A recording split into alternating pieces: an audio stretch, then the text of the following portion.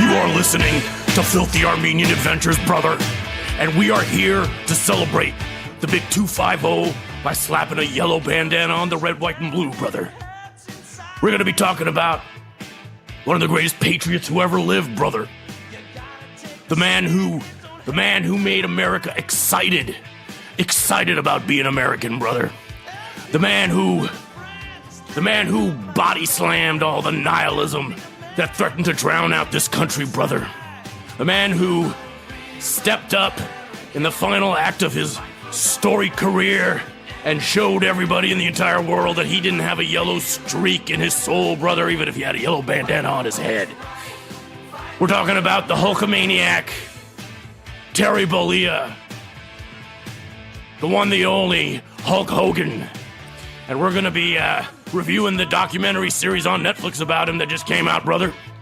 And if there's one thing I can promise you, it's that there won't be the sound of a macabre, kraut, morbid pallbearer of cinema, Werner Herzog, piping in 3/4 of the way of this one, brother.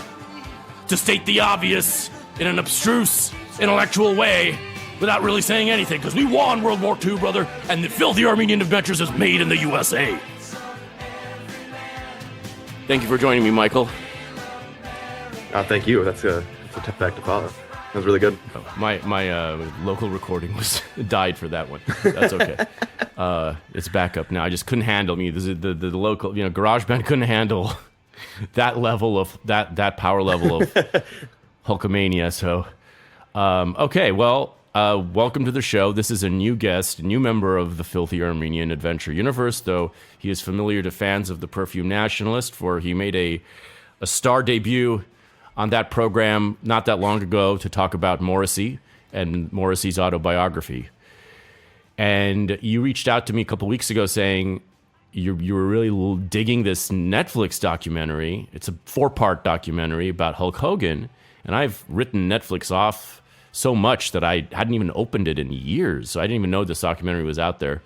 And I thought, well, first of all, I, like many a child my age, and I think I'm older than you, I loved Hulk Hogan as a kid. I was really into WWF wrestling. I will never call it the woke WWE. It was WWF in my day, and it's the F. I put the F, filthy, in WWF.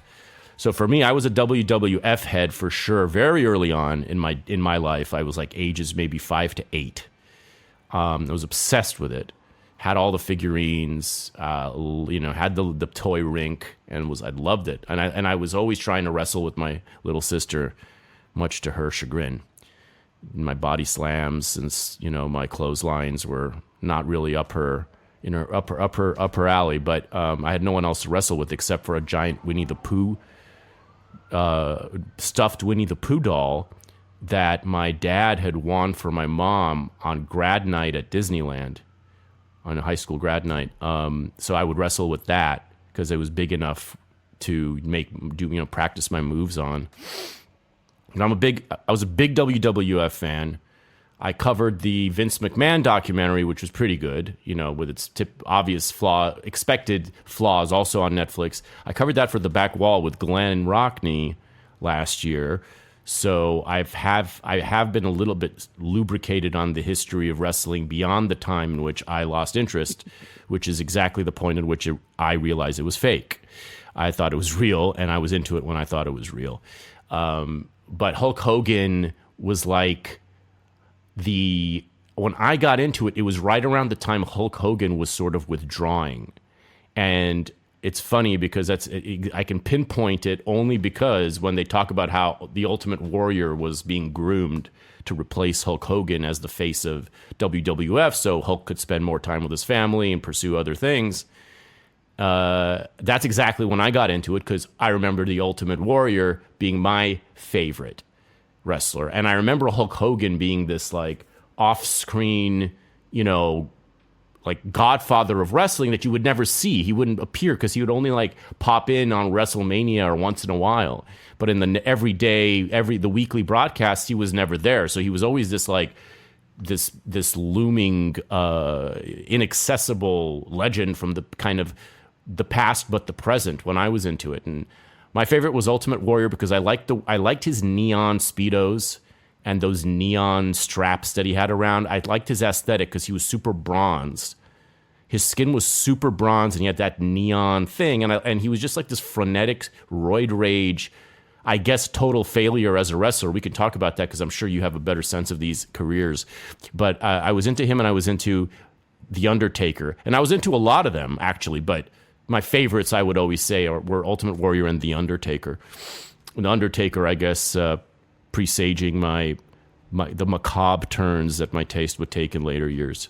So I watched this documentary at your request, and I realized, oh shit, what better way to celebrate the 4th of July and the 250th than Hulk Hogan, who, on top of his fascinating career, which basically single-handedly made wrestling the international phenomenon that it is, on top of like studying how that happened, which I wasn't really aware of. I wasn't really aware of the history and how tied up it was with the identity of being just like this super patriot. I didn't know that. And it was really, I finished watching this last night, and man, and I just ended in a pile of tears. I ended in a pile of tears.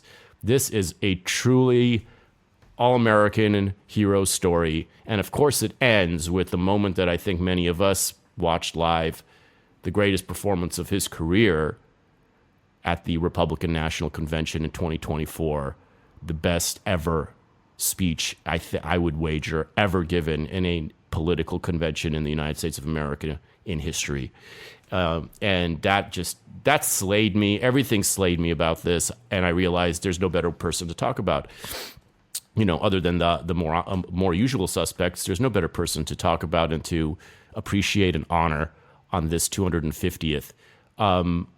Let us start with, you're a soccer fan, and which is great because I'm a soccer. That was my sport, and I was a goalkeeper, and I got soccer pilled in 1994 when the World Cup was here last time. As a kid, I was all up into sports, but I didn't give a shit about soccer. And then that was such a great World Cup, and I had such a deep involvement in that World Cup that I became totally obsessed with it. With the sport, and added to my repertoire as a kid who loved sports. But now, back then there was no social media, and back then there wasn't this thing where hundreds of thousands of people visiting America were instantly reporting on everything they experienced. And one of the only good things that has happened on the timeline in so long is this like trend, this like viral trend of Europeans and other foreign visitors posting about how much they love suburban American, suburban Americana, and the ice in their drinks, and the free refills, and the huge portions, and the Buc-ee's, and the In-N-Outs, and the Costco's, and the Walmarts, and they're all like, there's all these videos. At first I thought, is this AI slop? Because a lot of them are writing it. Mm-hmm. Some of them are written on X, and the written ones are always just like AI slop. But then I'm like, word on the street, I asked around, and no, it's real. These people are actually just in a giddy state of delirium in America. I've heard about, my friend did stand-up in Santa Monica at a hostel, and it was full of World Cup visitors, and they were all like laughing uproariously because it's America and it's comedy, and they were like just doing they were like, as a cultural indulgence, they were just laughing nonstop, and they were giddy as hell. And I love this trend. Well, how have you been experiencing the World Cup so far, and the patriotism levels thereof? Yeah, I mean, I've been watching a lot of the World Cup with my family. It's pretty much the only consistent entertainment we've been having over the last couple weeks that we're shared, which has been really fun and beautiful. Yeah, I mean, I agree with you. I feel like seeing this content is some of the most important stuff that's come up and been happening over the last few months. And it feels really great having it right around the 4th of July, right around the 250th, birthday anniversary of the United States.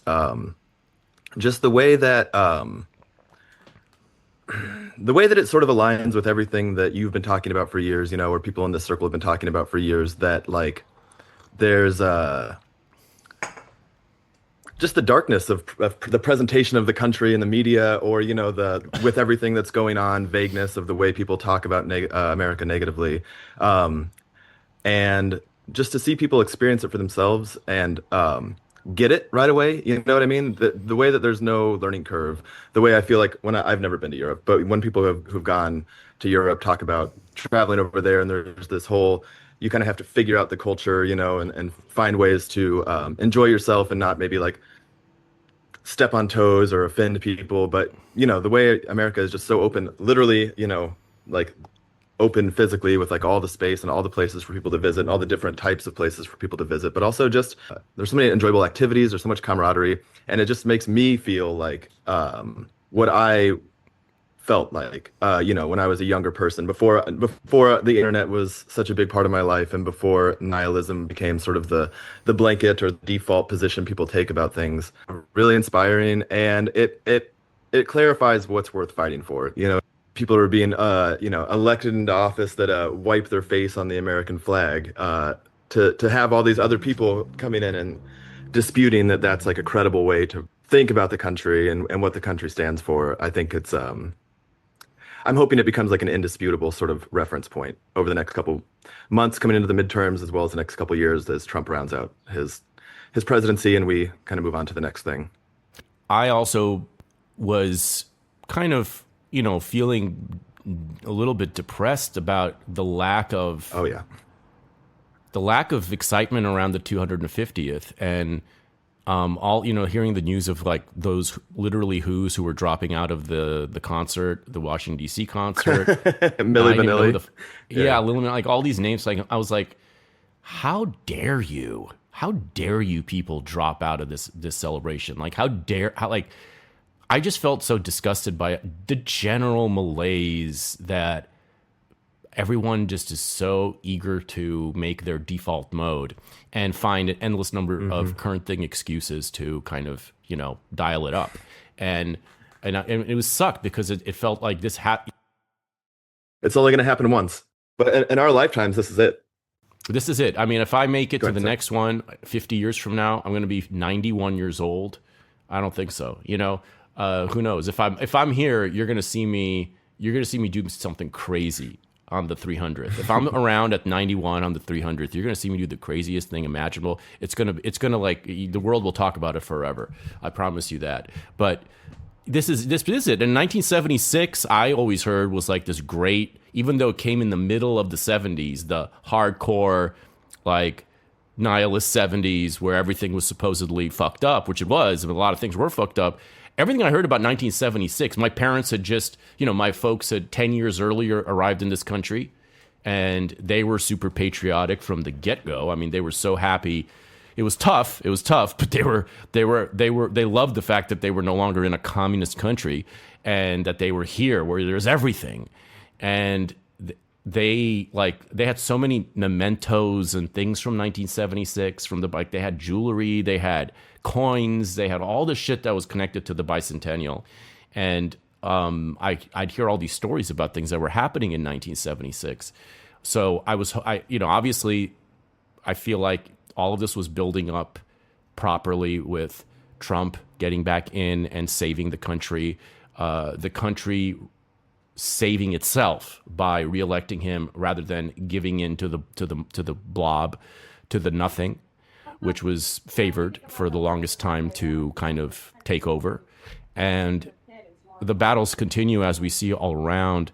But like there had to be a boost of excitement, and I'm glad that it came from this World Cup, which, by the way, this World Cup was supposed to happen in the U.S. in 2022, but instead Qatar bribed its way to getting that World Cup, much to the rage and fury of a young Alec Mohibian. That's my real name. I'm not Filthy Arm, just like Hulk Hogan has his real name. And I was so pissed off because this was like the mid 2000s. This is like, I think it happened right during my peak soccer years, when they announced that, because they do it way ahead of time.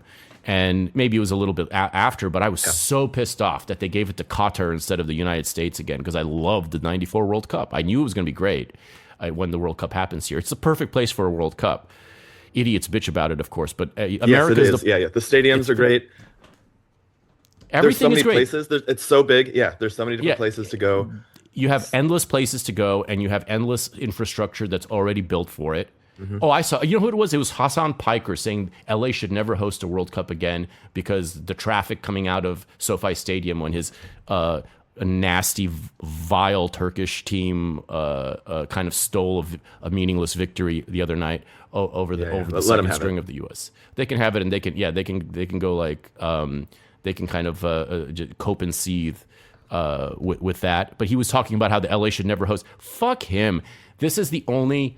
Honestly, it's the only country where hosting anything, including the Olympics. LA had the Olympics in '84 as a huge success, and they're going to have it again in 2028. Probably it's going to be a success despite how asinine this city has become, just because it's so perfectly suited for major sporting events, for global sporting events. Endless rooms for everyone. There's everything to do and everywhere to play. So I knew this was going to be great, and I'm really happy that the World Cup has been having this effect such that even our friends who don't give a rat's ass about sports or watch the World Cup are enjoying these viral video clips of random Euro trash soy-facing at their free refills and their Buc-ee's and their extra portions and like America is just like a movie. And this hasn't happened before. We haven't had an influx of European, nationally kind of nationally intentional tourism from all around the world coming in under the guise of a World Cup competition between nations where they get to experience America for the first time and report on it instantly on their phones. This has never happened before. It's the first time in history that it's ever happened. And that's why it's turning out to be so cool. And it's becoming like, it's the best possible, it's in a way, it's the most legit possible celebration of the 250th that we could have ever had. Like, you can stage all the parades and bullshit you want, but where you get the genuine appreciation of America's glory, you can only get it from people who really are genuinely experiencing it fresh for themselves, whether they're American or not. And that's what's been happening. And so it warms my heart, the cockles of my old and crusty heart. Yes, and I love, as a person who just like appreciates things being well managed and well maintained, the way that everything has gone so seamlessly and smoothly, I think that's a big part of what fills me with pride about it too. Just to see that we pulled it off so well with so little issue, very little incident, just to see, I think it's a great example to the world, but also to people who live here and maybe choose not to see it on a regular basis. The actual level of competency, you know what I mean? And the actual level of like, when we put our minds to it and we actually put the effort in, as opposed to, some of these cities that you and I live in where they intentionally choose not to run things competently. Yeah. And it's also good that they're visiting all over the place, like suburban environments and stuff, and not just, because the problem with Euro immigration, when Euros visit America, they'll come to LA, let's say, which is a very difficult city to understand in 3 days, the way you can understand Paris. Yeah. London, wherever, any European capital city. That's why they always like San Francisco or New York, because at least San Francisco and New York are kind of comprehensible in a short amount of time. You're like, okay, I get it now.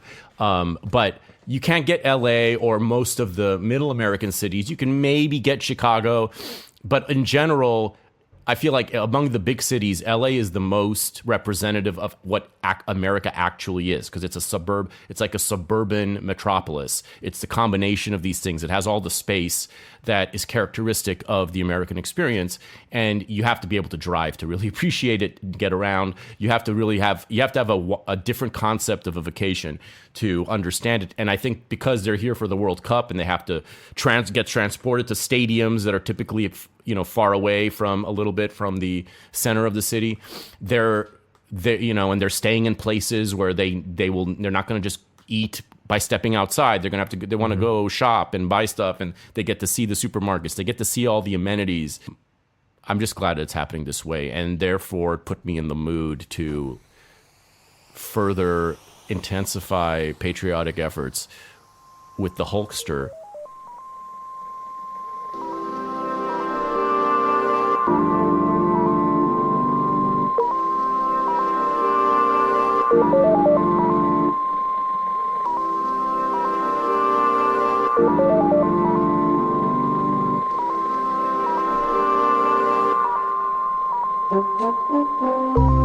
Hey, This is your host, Alec Mohibian, with a quick message before we continue.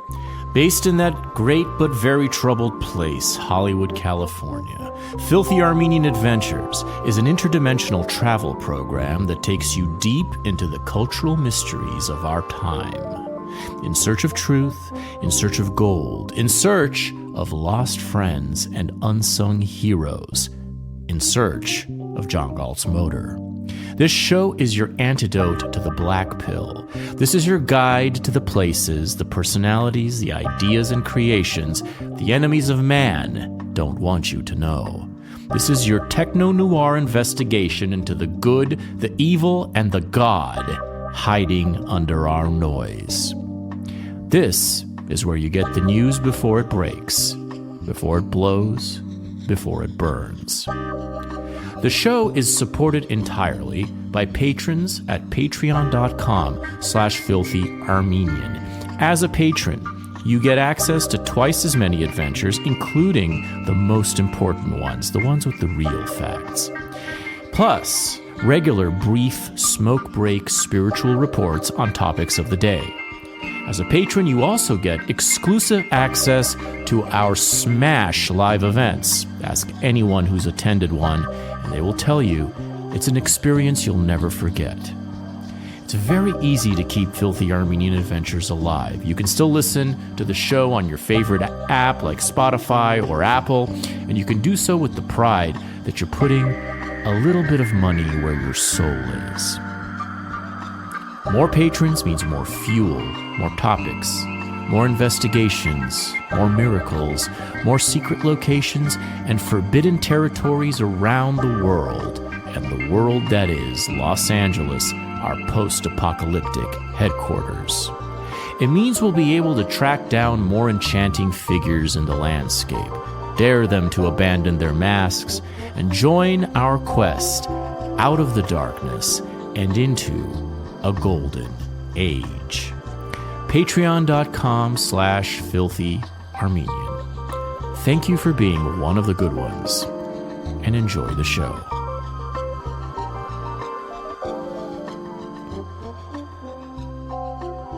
Now, what's your history with patriotism? When did you feel your first pangs of patriotic sentiment? Yeah, this is a good question. I've been thinking about this a lot lately. I don't know why.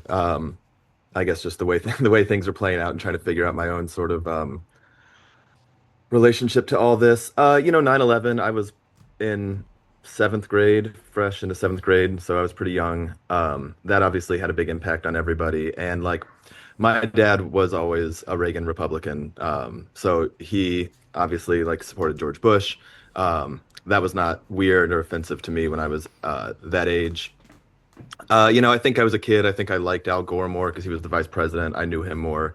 But I was also 11, so I didn't know anything about anything. And obviously, there was the original election denial of the 2000 election, where it's that caused some controversy. But with 9/11, I do remember feeling like it was very nice to be part of something big, where everyone kind of did agree at that time, like, this is my country, this is where I live, this is where my life is, my family is. That was all very moving imagery to me, and I kind of maintained that all the way through. This is what I was thinking about recently, all the way through 2008 when I was in college, and I was like many people, a big Obama guy. I definitely got swindled and kind of suckered into that whole movement and lifestyle, but at that time, the thing was still very much like, I was really into arguing on Facebook with other, college students and people I knew, older people. But it was always very important to me to like rest, to find the common ground, to rest on the idea that we're all Americans. America is a great country. We all love this country. We're all looking for the best for this country. Very Bill Maher-esque, trying to find the center and trying to, find the medium between these different philosophies and political beliefs and social ideas. And then, I continued to basically get groomed into this extreme politics via, as I got a little older. I was on Twitter too much in the early days, but I was on Tumblr, around circa 2011, 2012, where, basically the entirety of woke sort of sprang to life. So that sort of that was my more nihilist phase. And then I got a different job, so I stopped being online as much and really in general. Um, and I kind of just didn't think about it. I just assumed that I was sort of a leftist Democrat. Um, I voted for Obama again in 2012. I did not vote for Hillary though in 2016. Because I was one of these people who was upset about Bernie. I didn't really get Trump. I didn't really pay attention to Trump. Um, I was just kind of apolitical largely up until basically 2020 when that was no longer an option, which I know is sort of similar to how you have experienced things.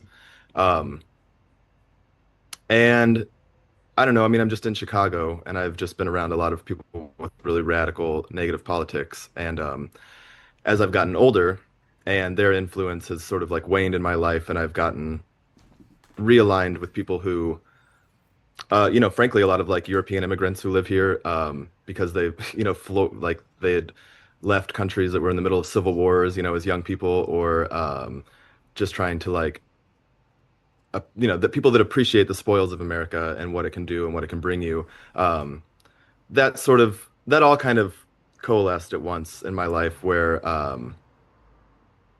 oh, actually, soccer was a big part of it too. I wrote an essay on this, but I deleted that Substack, so I can't really recall it now. But which was about watching Copa America a couple years ago, um, and just watching the kind of pride that all these small Latin American countries would have as their anthem was playing, and just this feeling of like no one I know in my life. This is when I was heavily involved in like indie music, and which is essentially just like a farming operation for leftist politics. Right. So nobody I knew in my life was basically would have understood the idea of like having pride in your country, kind of no matter what, just because that's where you're from and these are the people that you belong with and that you support. And I remember that feeling being very heavy for me. And that's when I really started to kind of see things differently, especially around Trump and the Trump campaign and really understanding that like early, like late 2023, 2024 element of the campaign, um, aligning with Tulsi Gabbard, RFK, understanding that this was a sort of cowboy coalition of, and this is what America was originally too, you know what I mean? It was just um, a bunch of like professional class people combining with like religious extremists, who wanted to be able to practice their religion in peace uh, and entrepreneurs, capitalists, just people coming together because they believed in the idea of freedom and the idea of like a bigger project that um, where the values are so strong and so resonant that they can kind of withstand even the ebbs and flows and the tides of different ideological battles or different social movements. The underlying foundation being what is really significant and kind of what it's all about. Um, so this idea that like American patriotism to me is about deciding that those values are kind of like what matter the most and like figuring out how to work as long as we're all aligned on that concept, kind of going back to like 9/11, as long as we're all aligned on that concept and we believe in those values and we cherish them, they can kind of, even when it seems hard and even when it's easy to black pill, they can still sort of like, they're still there to provide a guiding light, and to, um, it's all going to be okay, as long as we all kind of follow the path set out for us. I mean, the thing is with American patriotism, I always have felt is a slightly different animal than other kinds of patriotism. Maybe all patriotisms are slightly different because you have to, the sacraments of it's like a different sort of thing. It has a different sort of resonance. It has different sort of symbols, and it appeals to different characteristics of that you're hopeful to preserve. I mean, I kind of have I'm a bisexual when it comes to my patriotism too, because I'm from a small little tribe called Armenians who have their own sense of existential are in a constant existential crisis. There's so few of them in the world. They barely have a small little state, and they've been annihilated completely not that long ago, and barely survived that as a people, and all this. And the Armenian form of patriotism is is it's it's similar in principle, because in principle it's, are you a patriot or are you not a patriot? Are you a indifferent, just, so-called individualist who's just so proud and high on your own supply that patriotism is beneath you? It's that sort of thing is still a universal, I think, paradigm of the question around patriotism. Are you the kind of person who says that patriotism is the last refuge of the scoundrel, which is, I believe, a half quotation by Dr. Johnson. I don't think it is his. If it's Dr. Johnson or it's one of the other philosophers of his peerage, that quote that people say, which is like this very Gen X kind of above it all quotation that they love to make when they want to, mark themselves out as sophisticated. But there are and also standing for nothing. What's that? Just then also standing for nothing, not having. Yeah, also standing for exactly. Yeah. Like as if the fact that you stand for nothing is this like extremely elevated position that you're on, the nothing platform. But so my point is I have experience with two different kinds of patriotism, both as a spectator and as a feeler. And the American patriotism predated everything. For me, I've been a very passionately patriotic, since a very early age, but I started to verbalize and intellectualize it in high school. And in fact, I got into politics in general and stuff and ideas and so on. And I wrote an article in 10th grade, it was, for the school newspaper about patriot. I wrote it was called like Patriotism and Honor, the Two Underrated Virtues, or something like that. And I'm proud to say that when I had breakfast with Coach John R. Wooden, the legendary coach of UCLA basketball who won 10 championships, the Wizard of Westwood, and I left a copy. We had a great experience, breakfast with him, and spent 3 hours in his apartment in Encino, left a copy of the newspaper behind. And I later found out that he forced the entire UCLA athletic department to read it. That's cool. He had it made he had his handler make copies of it for everyone, because he was a god at even in his 90s. He was 93 at the time. No matter anything he wanted or said had to be done by the entire UCLA athletic department. So that's one of my proudest moments as a writer, maybe never to be surpassed. And that was about 6 months before 9/11. And then 9/11 happens. And then I feel like, oh, I see. This is why I was put on this earth. Like, I was so galvanized, obviously, by 9/11. But I've been digging into this deeper and trying to identify, well, what is it about my upbringing that prepared me for being such a patriot and being so valuing patriotism so deeply? What prepared me for that? I think part of it is I think being Armenian is part of it, because you are raised with a consciousness of national identity and the importance of that in general. That was a part of it, but that's just whatever. I think that I when I was walking through Palisades, the bombed out apocalyptic version of it that it is now, when I was walking through and I was at my elementary school there, I felt the presence of my education in patriotism there, because it was in that age. It was in third grade specifically. I remember that I was obsessed with sports watching with my dad and everything, but I wasn't a fan yet. I liked playing, and I would go to the games with him, but I didn't get it. I wasn't rooting. I didn't know what that meant. And it all clicked, like, all of a sudden that year, at some point in that season of sports, in all the sports, and it all clicked at that time, and it clicked while I was a third grader at Palisades Elementary, and that's why it occurred to me that it really did come. It was an education that came ultimately from sports.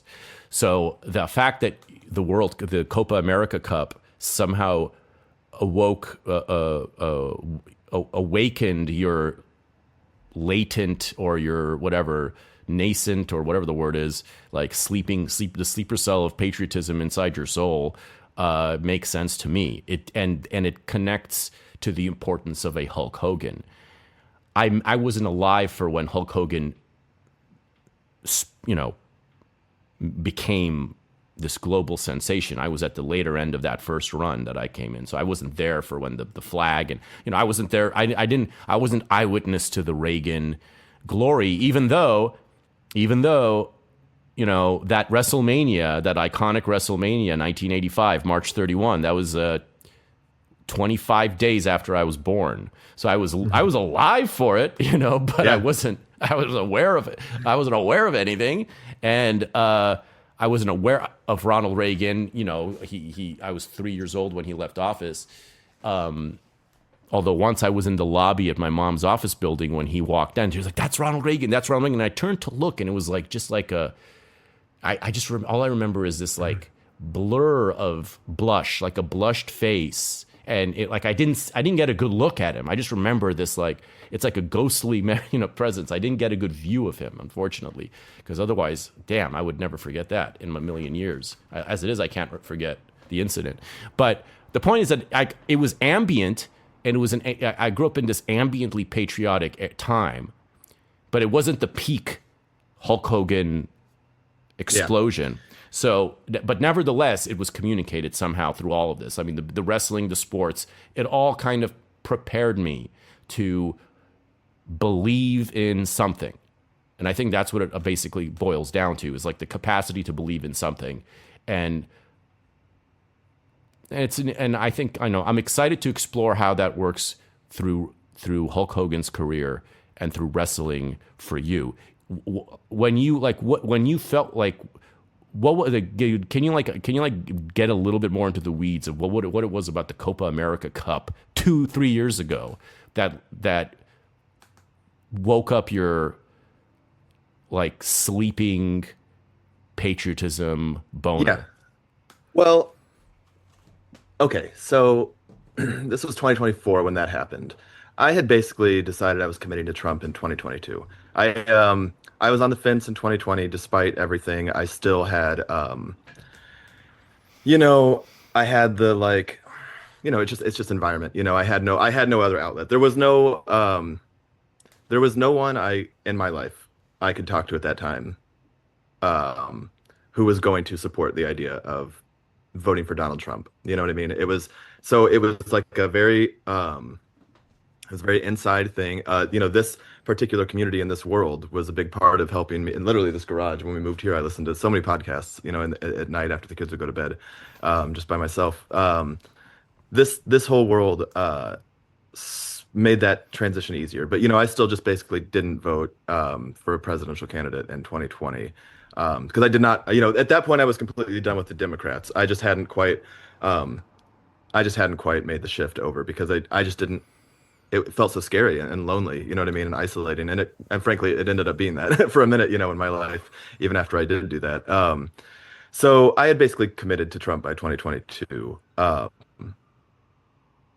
And I guess it was just a perfect kind of, so I was already in this mindset of like, what is happening and why does everything feel so wrong and so bad? And I mean, I think it's just like it's great now. The way the dichotomy is so clear now when you go on Instagram and you get like right-wing slop accounts that are just constantly doing this like comparison. Here's the White House under Joe Biden, here's the White House under Trump, and you can literally just see the difference clear as day. That those Biden years were just so they were just so scary to me. You know what I mean? Not in like a physical sense, not for my own safety, but just this, I have young boys, and this constant question of just like, what is the world going to be like for them as they grow up? And like, is there any way out of this? But it was also seeing the tides turn, especially as early as 2022, honestly, and just knowing, I mean, I remember telling my wife in 2022, Trump is going to be the president again. Like, it was very clear to me that that's where everything was headed because that's what everyone wants. And I think that's also very clear now, as you probably are feeling very strongly living in LA, where everyone very clearly wants one thing and somehow they're not getting it. But luckily we kind of avoided that at a national level. Right. So it was just being ready. It was just being ready for it. And then it just does feel so good because I guess I went into it and I was like, yeah, I will root for the U.S. But I started to just realize like, of course I'll root for the U.S. because I guess it was just the idea of like, well, I have nowhere else to go. There is nothing else that's mine. This is mine. This is like, um, this is my inheritance. This is what I pass on to my kids. You know what I mean? Like this is, and it's who I am. It's like there's nowhere else for me to go in this world. Like, and so why not love it? And I kind of to what you were saying earlier too. I think there's also the really beautiful part about American patriotism is that it is a choice, which is why it also is very frustrating when so many people deliberately choose not to participate and to be haters and nihilists and disappointments. Yeah. So yeah, I think I was just ready for it, and this was just a venue for me to, and it just became a way. Frankly, it just became a way for me to slowly sort of test the waters and express myself, wearing the jersey with the USA logo on it, and feeling excited and feeling proud to do that. But getting to do that, out in the world around people who in other contexts would, if I was just out wearing like a Target, USA shirt, it would seem, a little more easy to mock. But you get to do it in this context of something that's a little more sleek and aesthetic, and it's just like it just kind of fits this. It just helped me express. Yeah, And love then also, catfishing people. I will catfish someone for years. They think that I'm like, gay and like artistic and like sophisticated, and I'll just catfish them along for years, like an acquaintance, and then I'll just like hit him with the Pratt sign, hit him with the Trump, with the fact that I voted for Trump, Yep. hit him with that. I love the catfishing process in that regard. Like that, it happens organically. I don't actually do it on purpose, but like someone exactly, somebody yeah. that has been around in some form for years and years assumes that I'm in their in group and that they can just like repeat their lip-tard canards in my presence, and I'll just like hit them with that after years, and the way they're just shocked and they have to stagger and they don't know what to make of it, and it's like they've just been given a drug that they've never even knew existed. I don't court the presence of these people ever anymore, but there's just so many people from life that fit that category, Yeah. and it feels great when you're able to just like reveal that you're actually a fat black patriot. The whole project of 2021 into 2024, first kind of incidentally, and then over time more intentionally, and in a much more fun and creative way, was basically just me doing that to people. I loved to have very straightforward conversations about the state of the world or things that I believed in. And if you just use the right terms and you don't use certain names or certain, dog whistles, I guess is the phrase people use. If you speak in their language, they will agree with you, 99% of the time. It was an interesting process of teasing that out up until it kind of just it hit a wall, basically. Well, that's the thing. You could do, yeah. Everyone is like initially tempted by everyone who's like surrounded by haters and by TDS people and like your modern day woke-tard, which is unfortunately basically all liberals. That's just what's happened. It's not like it used to be. I mean, that part is true. In the 1990s. At least in the 1990s, I'm sure it was, it kind of comes and goes. But in the 1990s, patriotism was not nearly as partisan. It was still Republican coded, and it still meant if you're into being like waving the American flag, odds were heavy that you're a Republican. But it wasn't anything that was like, it was sort of a get out of jail free card too, because like they couldn't really say anything. Like, what are they going to do? Like piss on the flag? It's not something that they were comfortable doing, because this wasn't the 60s anymore, where that was like a countercultural whatever. And even if it was the 60s, I bet you in the 60s the vast majority of Democrats were patriotically, at least verbally patriotic. Like they might agree with, oh yeah, we've got problems, we've got this, we've got that, but the vast majority of them would have definitely said, yeah, flying a flag is perfectly fine. I bet you anything. But because back then you still had Southern Democrats, you still had, it wasn't what it is today. Mm-hmm. And Like the James Carville thing that he's doing now, where he's like, I don't want these, like that's gone. That's practically gone. Like we've seen where the writing has been on the wall for years and years and years. To me, it was on the wall as early as 2000 as a young man of, with foresight. But now it's just, since the internet and Tumblr and all these kind of accelerated ideological accelerants have turned the entire country into a much more black and white situation. It's just like there's just no such thing as a version of being a libtard that is patriotic to the United States. It doesn't exist. They tried. I mean, it's to literally do it. Counter to their Yeah, they tried it with ahead, Obama. They tried to wrap it into with wokeness and stuff. Like they tried to kind of sort of wrap it up with this Obama-like thing, and we saw exactly what it led to. It led to the absolute opposite of anything remotely patriotic. It was a very flimsy illusion that those people were were in any way committed to American principles of freedom. what Obama did to me was it changed the script where it was it became being patriotic meant total alignment with exactly what they wanted, their agenda, their ideology, their goals, and which was all based on hating white people and all based on hating capitalism and hating white people and men. So their ideology, it wasn't just ideologically it wasn't just ideological conformity, but it was a conformity to an ideology that necessitated hating, half the country, basically, or in one sense or another, and not just hating it by default, or okay, you hate this, therefore you hate the people who support it. It's actually just permanent, eternal hatred for the dead white man. And we saw it go into sex. We saw it go into race relations, where the race relations were never perfect, obviously, but we all know that they had achieved a much more rational state in the 90s, in my view, as a result of the OJ trial, as I've previously theorized. I think the OJ trial and subsequent events put race relations in a much more rationalistic place pre-Obama, like the decade pre-Obama, even though they were never perfect. There was always bullshit going on.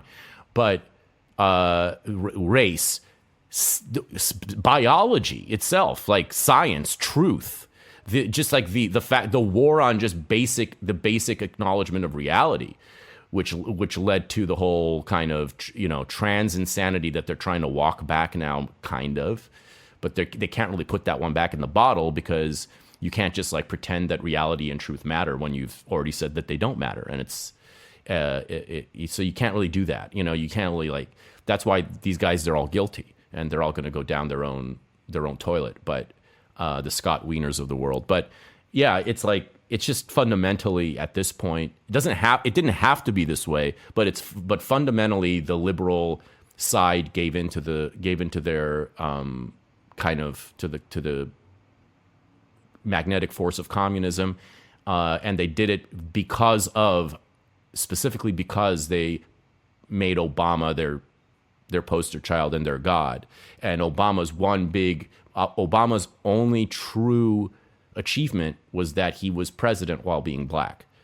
That really was his, even though the way he got there was by showing that he's not just a black, he's actually a calm, reasonable uniter. That was how he did it. But the reason he was elevated was nevertheless because of his race. And that, I think, was whatever comes after the original sin, the second sin, whatever the part 2 sin is, that was it. But anyway, to me, this is all an interesting conversation in relation to Hulk Hogan, because I didn't know that Hulk Hogan's thing was patriotism. As a kid, he was the guy in the yellow. He was the good guy. And he was clearly the superstar of wrestling. And he looked amazing. He always looked amazing. He just looked iconic to me. I'm trying to remember how I perceived him, because I didn't really see him wrestle that much. So I didn't know it was about his patriotism. I just knew that he was the consummate good guy in wrestling. And the fact that, he had to go from that is how he became so famous, by being like Mr. Patriot in the heat of Reagan America, and then having to go from that to becoming a bad guy on purpose, and then coming back from that, and then becoming a bad guy again to half the country as they tried to like rub in at the end, by taking a fucking stand for Trump with the best performance of his career at age 70. It's so beautiful that it just brought tears to my eyes. Yeah, my wife and I both cried at the end of that documentary as well. How long did you watch wrestling for as a kid? It's hard. It's so fuzzy because it was so early on. I think it was something like ages 5 to, I think, like 8 or 9. It all, I'll tell you exactly what ended it for me. Obviously, my parents, especially my dad, who had to tell me, he was always bitching about how fake it is. And I was like, I didn't believe him, I believed Santa Claus was real. To this day, I believe Santa Claus is real. But I really believed wrestling was real. And he was constantly telling me it was fake. And I didn't want to accept that. I mean, I was passionate about it because I thought it was real. Not only because, actually being real is meaningless, but in the sense of, and as we can see from watching this, and even from the Vince McMahon documentary, where they do they're doing such a like magician union job of not revealing their secrets. You know how like they're so tight-lipped, even though they refer to obviously it being staged and written, and there being a writer, and it all being, none of it be, the big storylines not being improvised at all. Even though they refer to that, they don't show you behind the curtain truly too much about how it's done. Like they'll say that, there were matches where someone was sitting in the front row. Who is it? Who's that wrestler who was in the front row and at the Hulk thing, and he heard one of the wrestlers who got hit say, "Hit me." I think it was Hulk saying that. Yeah. Oh, it was Hulk. That's when he realized it was fake. Yeah. That's when he realized it was fake. Yeah. He said, "I was disillusioned for like 4 But he was like minutes." an adult. Yeah. Yeah, he was an adult. And he was this hulky adult. He was a charismatic bass player who's apparently good at playing bass in a band like yourself, getting with fans in Florida, like in the North Florida scene. You could see that he's just like this tall. You could see that he's a charismatic creature. I mean, this is just like not your typical. And if he had musical talent and he could be on stage and stuff, you could tell that this was a man who was born to entertain. And yeah, he described being at the Dusty Rhodes wrestling match, hearing somebody say, "Hit me, hit me, hit me, hit me," and being disillusioned for like 40 seconds. And then it dawning on him immediately that this means he can be a wrestler, because he was afraid of dealing with these badasses completely if they were real, when he thought they were real. But he realized it was staged. He realized, oh, maybe I can do this. And the rest is history. And I do mean history. And so that was interesting to me. Yeah. But my point is that the reality of it was still very important to me as a kid. I didn't, because I was so into sports, and because I just took it as another sport, this especially flamboyant sport with lovely uniforms, and these cartoonish muscles. It just was so cool. It's such a cool spectacle. I mean, that's, seeing these like million muscles on these guys, seeing them freak out, and like the way they would just like be crazy, like the way they're just shaking, even when they're cutting those promos and they're just like shaking, like who teaches the school of acting? It's like, it's such a, this is like the school of Baroque overstatement or whatever. It's so over the top, and it's just so mesmerizing that I was totally into it. And I just love the moves. I love the choreography of it. I love the way they would just, slingshot themselves off the ropes and to get to prepare for their moves. It was just very glamorous to me. My mom was afraid that it was turning me gay. And I don't know why she ever thought such a thing was even possible. It had no, there's no, it was completely, it was the furthest thing from my mind. I seriously did not have anything resembling an erotic thought, but I did, consciously anyway. But I did love those. I liked collecting the dolls. Oh yeah, There yeah. wasn't just the figurines. There was also dolls. There was a bigger site, like at Toys R Us. They had the figurines, which I had most of, but they also had more expensive dolls of each of them. And I think I had a few of those dolls, or maybe they were too expensive. I don't know, but they were fun. And I loved the video game. I loved the Super Nintendo wrestling, WrestleMania, whatever it was, where each of them had their signature move, so you could press the whatever button was their signature move, and then the more traditional moves, the Royal Rumble, the whole thing. And I never went to a wrestling match, but it was always something I wanted to do when I was a kid. You should do it. It is fun. It is fun. It's a little expensive now, but it's fun. I'm sure, yeah. I would do it. I mean, if a kid, one of the kids in my family or whatever wanted to go, I could do that. I wouldn't go alone, but yeah, I saw a magazine, WWF. I used to subscribe to WWF magazine, and I remember what disillusioned me, and it was seeing the picture in the magazine, like a still picture of a match, and the clothesline, and the guy's already bending before the contact with, it's like capturing the forearm, and you see the guy already like bending from the clothesline before the contact. And that's what did it for me, of all things. Interesting. Just a fucking picture in a magazine. And did you ever revisit wrestling after that? Never again. I was done. I just was done. It was like, it was so funny. It was so similar to the way I completely lost interest in sports cards when I got lit and idea pilled in high school, and I completely lost interest in the sports card business and business in general, and commerce and practicality in general. I just it just stopped. I just stopped being interested in the practical affairs of this world. The same thing happened with wrestling. It's like, oh damn, my dad was right. I've had a thing about truth, I guess, that it didn't bother me when the Santa Claus reveals were made so much. That didn't bother me as much for some reason, but the wrestling one did bother me, and I think it's just because I had so much. I also just had so many other sports to care about. I don't know. I was into basketball. True. I was into football. I was into baseball. I was into soccer. Where does wrestling fit in? It wasn't something that I was into in a campy way that most people would become later, especially as it became this like raunchy WCW, gore fest that really ended up making it more popular. And like, I was already done for that in many ways. And I just wasn't into that vibe. I was into that peak WWF vibe. I was into those kinds of characters, those kinds of storylines. It was somewhat Disney, you might say. It was somewhat Nintendo versus PlayStation. I was never a PlayStation person. I was always a Nintendo fag.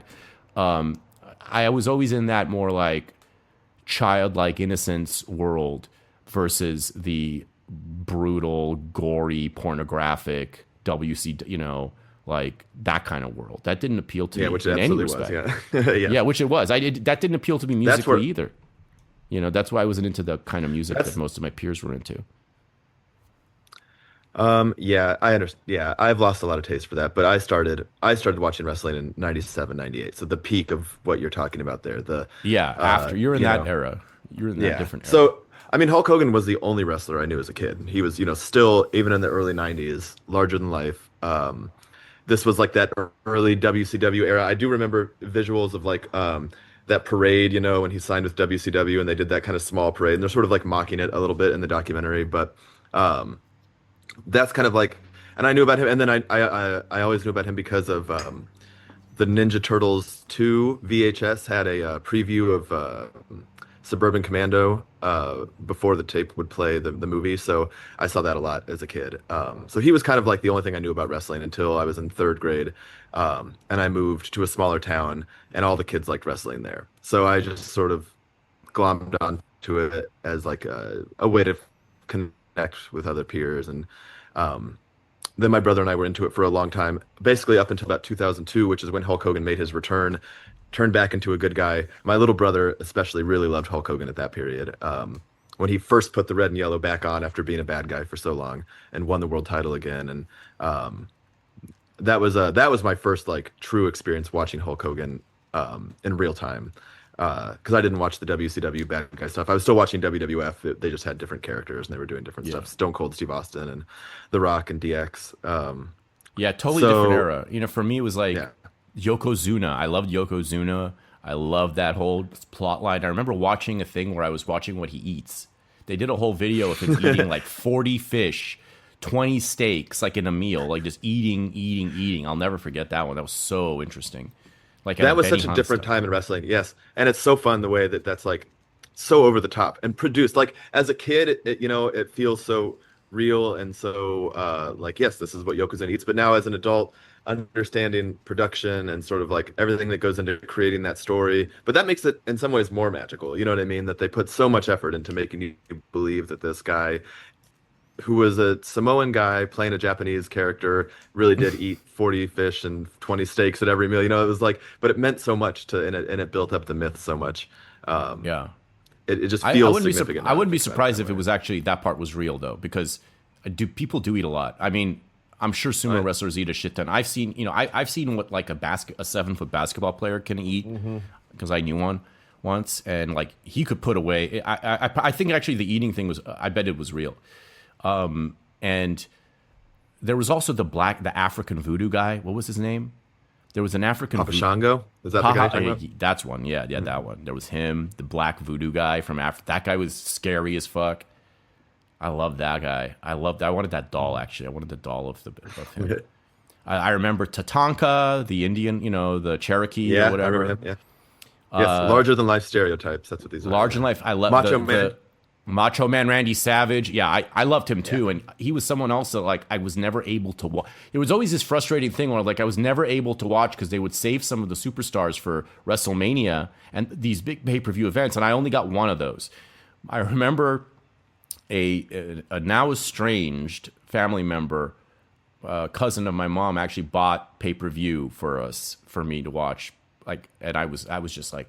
And we got Domino's and pay-per-view and one of the rest. It was either WrestleMania or Royal Rumble. When one of the pay-per-views, I was so excited about that. It was just so fun because They also had the cage matches that were pay-per-view, with the big cage. All of those like quirky, gimmicky things that they did and saved all the big stars for were all on pay-per-view, and that was something that I wasn't going to be spoiled to have constant access to, so I only got one experience of that. Yeah, it wasn't cheap. It was like $99. Is that right? It was like $100. Maybe at that time it probably was more. Yeah, because when I was a kid, it was like $50. My parents always. I also remember the first time we got a pay-per-view. Is this noise in the background? No, I don't hear it. Can you hear this? Okay. Yeah, SummerSlam 2002. That was the first and only time my parents ever let us order a pay-per-view, and it was a magical event. I mean, I had such a fun time. SummerSlam. That's now right. They're like, yeah. They're on like ESPN now, so it's kids have access to them now, which is nice. Yeah. Now everyone has access to everything. There's no pay-per-view anymore, really, except if you have the streaming service, you have everything. Exactly. You just buy the streaming service. Yeah. Yeah, but it did make it seem like a hell of an event. That inaccessibility definitely added to the romance of things. And I loved Macho Man Randy Savage, who died so young, and Ultimate Warrior died young too, I think. Undertaker's still alive, and yeah, there are people like the guy, the pretty boy who would constantly spray perfume on him, the TPN guy. You remember that? What's his name? Like the one with like the accent and who was like in a pink. There was that one like Papella Pew type, like with an Argentinian accent or whatever, like the sexy one who was like who would steal everyone's bitch and everything. There was that one. There was the pretty boy. I did a painting in first grade which won the first place in the abstract division of the Brentwood Tastes art competition or whatever. And the painting was a heart within a heart within a heart within a heart within a heart within a heart within a heart, and then shit outside the heart. And I never titled it, but in my mind, the title was Brett the Heart Man Heart. So that painting was inspired by Bret the Hitman Hart in some weird way. And, it had nothing to do with like my love for Bret, but there was just something about the name and the idea of a heart within a heart within a heart that was inspired by wrestling. Well, he's also an interesting, iconic character who, uh, has such a different sort of reputation and personality than Hulk Hogan, and such a different approach to the Michael, business and the you're slowing down. work. Let's turn off Um, our what did you think of his cameras. presence in the documentary? Let's turn off our cameras because I think we're just. Okay. It might be starting. Well, his presence was interesting. I remember him very distinctly because yeah, he's another person who was prominent when I was watching instead of Hulk. So that's my era, and he clearly was not a. He was not either. He was playing it up for the camera, or he was still genuinely pissed at the way Hulk Hogan kind of Jay Leno'd him. Like with coming back. Jay Leno, that's a great reference. Yeah, I Yeah. mean, it's like that's what happened according to him. Like Hulk Hogan wanted back in, and and Brett was the star, the number one champion, which means that he was the face of WWF. And then when Hulk Hogan wanted back in, he kind of forced everyone's hand to make him the star again, to make him the champion again, and it happened through this cockamamie plot line where at WrestleMania, Yokozuna's Yokozuna's manager, Japanese manager, throws salt in the face of Brett during the match, Mr. blinding Fuji. Mr. Fuji. Yeah, Mr. Fuji throws salt in his face to blind him, and then Hulk Hogan comes in, saves the day, gets the title by this weird technicality because he tags in and he beats Yokozuna and then he wins the title, and therefore he becomes the champion. And Brett doesn't have his title anymore, and he was really pissed off at that at how that developed. And it was implied that the public didn't really buy it either. Like it didn't get a huge response. Like people were kind of like, "What just fucking happened?"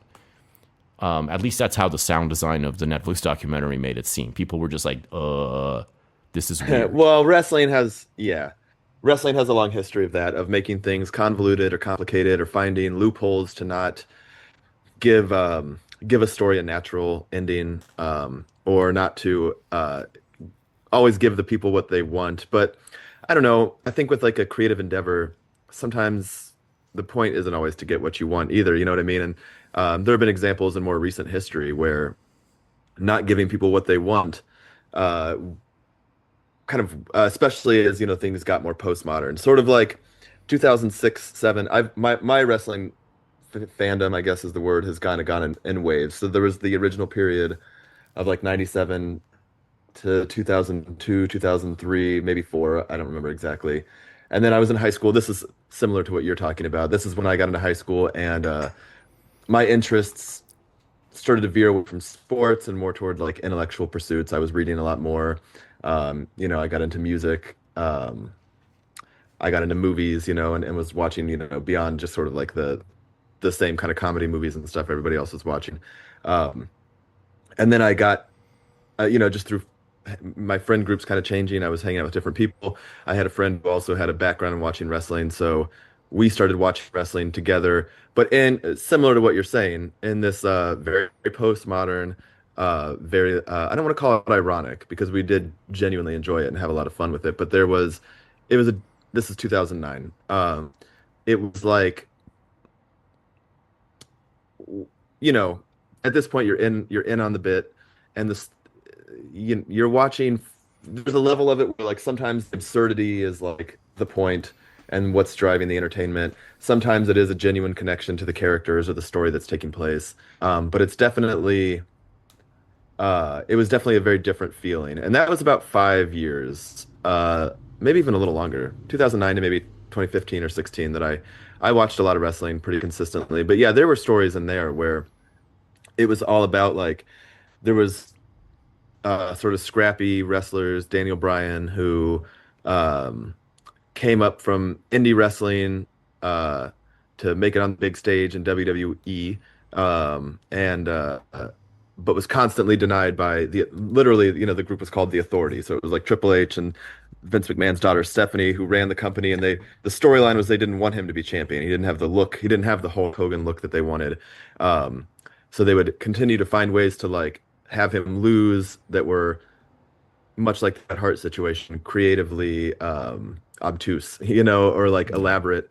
And then eventually, this leads to him winning the championship, and he has to fight two matches, beat three guys at WrestleMania, and he wins the title. But like the only way that storyline works is by essentially manipulating this like postmodern fan base that understands the way that the stories work and the business works and the industry works.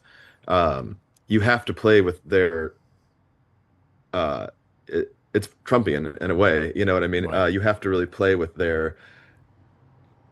you have to know how they're going to react to things and then force that reaction with these like more devious, sort of Right. storylines, and this more clever writing. And then in the end, it's like so many people really feel like, oh, we just got what we wanted, but it's like really they strung you along for 6 to 12 months. Defending, but there are those right now that are questioning whether you can withstand the big man. I don't care about those people, man. I don't care about those people that aren't stark raving Hulkamaniacs. I could care less what they think. I'm fighting for life, brother. I'm fighting for all those people that have remolded their lives, man. Modeled after Hulkamania. Get their priorities in order, man. Walk around with a lot of pride. As far as those people that are on Andre the Giant's side, I wish they'd come on down, too. I'd like to slap them around just for a warm-up. But I've already gone through my transformation, man. I'm ready for Pontiac, Michigan. I'm not the Hulk anymore. I'm the Hulkster, man. Look into my eyes, man. Hulk I'm Hogan. on that mountaintop. Back off, little man. I'm on that mountaintop, and I'm waiting for you, Andre. And I'm guarding that mountain. And the Hulkster that's guarding has got a 32-inch neck, a 64-inch chest, the largest arms in the world. And I'm geared to seek and destroy. Seek and destroy the cancer of Andre the Giant. Seek and destroy the Weasel's empire. And what you gonna do, Andre, in Pontiac, Michigan, when Hulkamania destroys you? He is indeed absolutely livid, going against the man that one time he looked up to and respected. Hulk Hogan to defend. Tell me a little bit about what wrestling meant to you as a postmodern viewer who knew it was fake. Well, I think at its best, it was like an opportunity to knowingly sort of let go and enjoy the spectacle or enjoy the emotional ride that you got. You know what I mean? Because you would attach yourself to the characters in very different ways than you did in the 80s WWF style, where the like giant personas were in and of themselves sort of captivating, and they were sort of intended, as you were saying, to provide this kid-friendly Disney spectacle where the ideas were simple. And again, the Bret Hart thing is a great example of like adding is increasing layers of complexity that I think, especially probably at that time, part of the reason why that wasn't so well received was because it was introducing all of this like cognitive processing you had to do. Why is Hulk Hogan here? Why does he have the championship all of a sudden? Whereas like later, as these things became more normalized and the writing and the storyline and the continuity became much more fluid, characters would jump from one company, WCW, to WWF and back and forth. And then in the 2000s, after WCW folded or got bought by Vince McMahon, independent wrestling sort of became this new breeding ground for an alternative audience, that like at that time felt fresh and interesting and a little edgy, in the sense that it was like some of the wrestling was a little bit more intense or violent, but also it was just like countercultural, you know. And as somebody who was, interested in counterculture and punk rock, which, as you know, everyone we kind of everyone we kind of know at this point is in their own ways. It just felt, WWE, because it was at that point the only major wrestling company around, did become very sort of it wasn't a publicly, or it was publicly traded, so it was like it just became a little bit, I don't want to say watered down, but safe, um, and there was no reason for them to push the envelope really with things.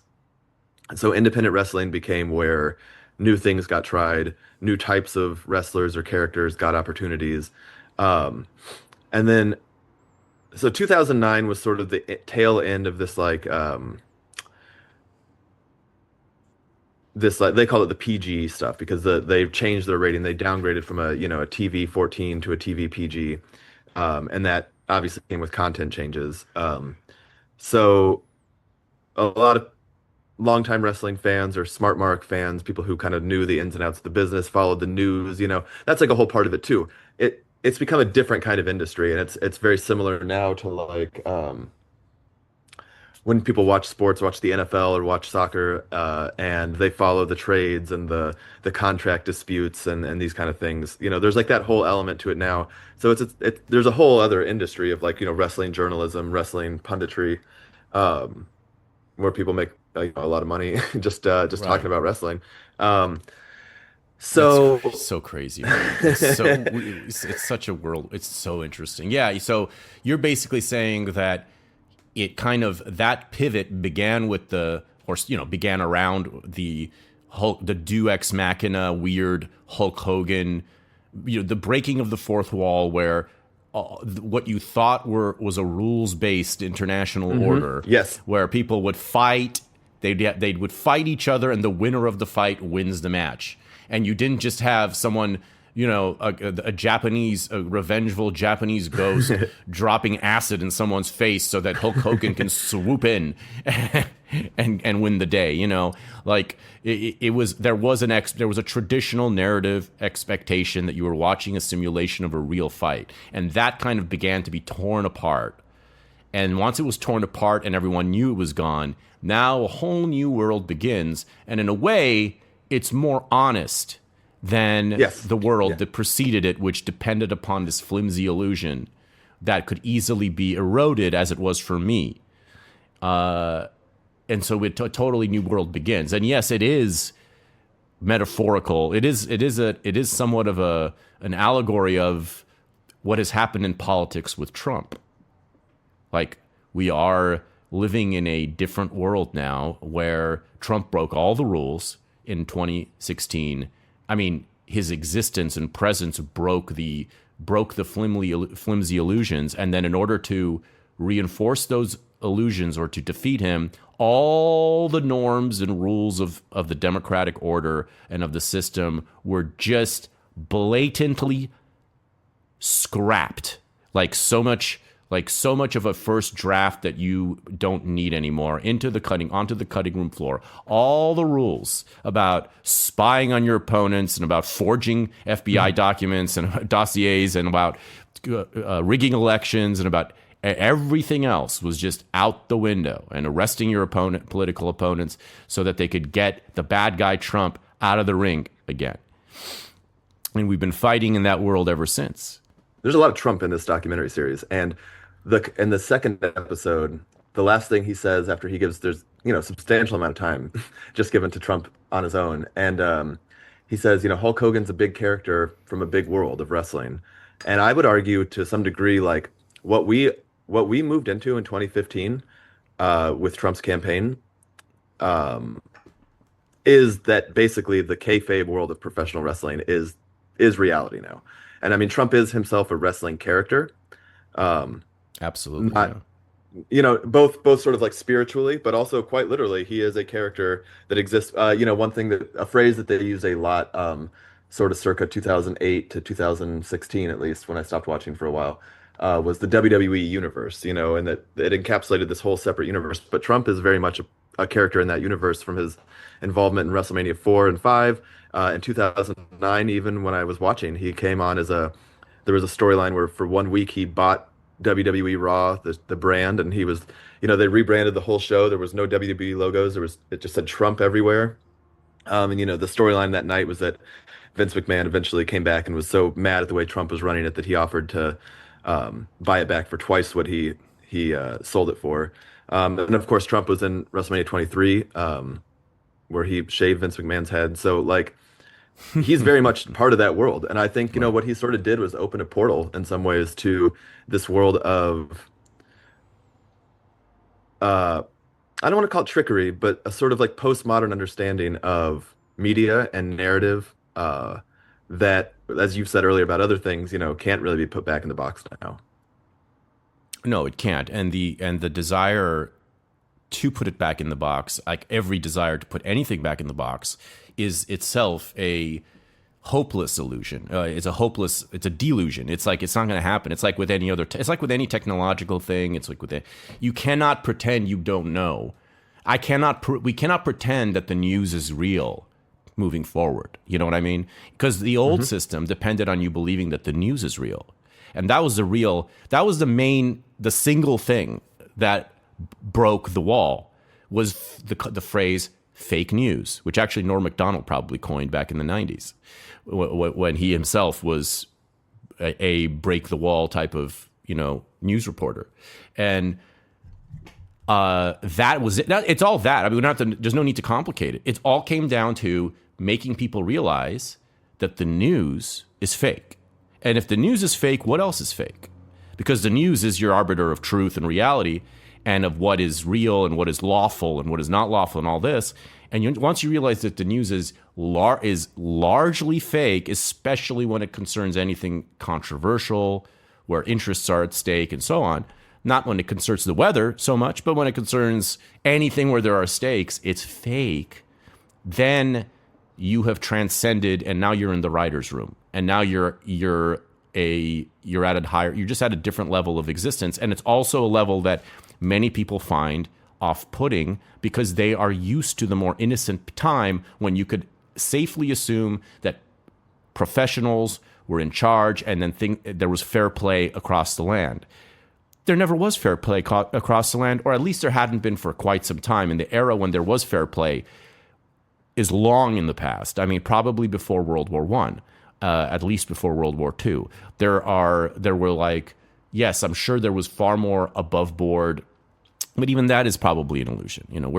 I think if you were to go back and do what Bob Dylan did and read the newspaper reports from the Civil War, as he so memorably recounts doing in his in Chronicles, and he talks about how he went to the New York Public Library and was reading the newspapers from around the Civil War, and what a different story they tell.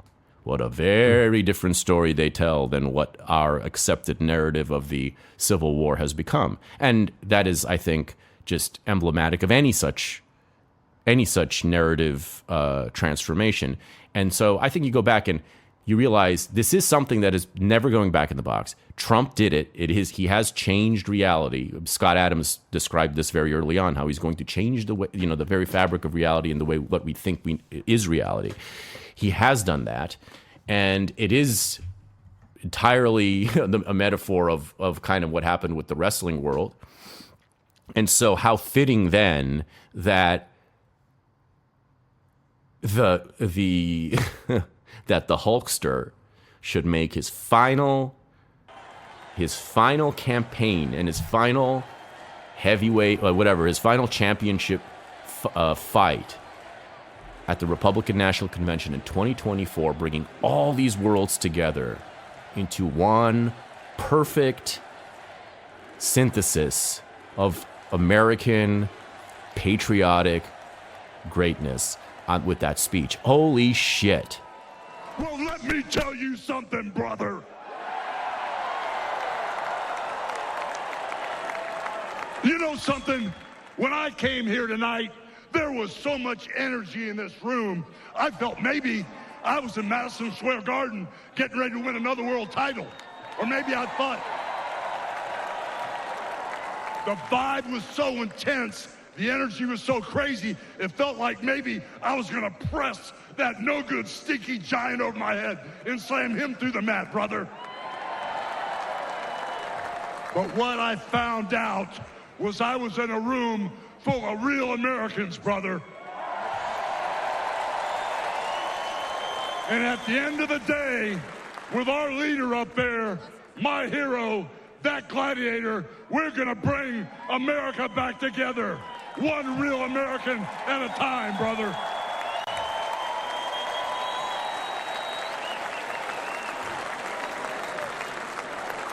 You know, when I look out and I see all the real Americans, I think about how Donald Trump, his family was compromised. When I look out there and I see Donald Trump, I think about how his business was compromised. But what happened last week when they took a shot at my hero and they tried to kill the next president of the United States? Enough was enough. And I said, let Trumpomania run wild, brother. Let Trumpomania rule again. Let Trumpomania make America great again.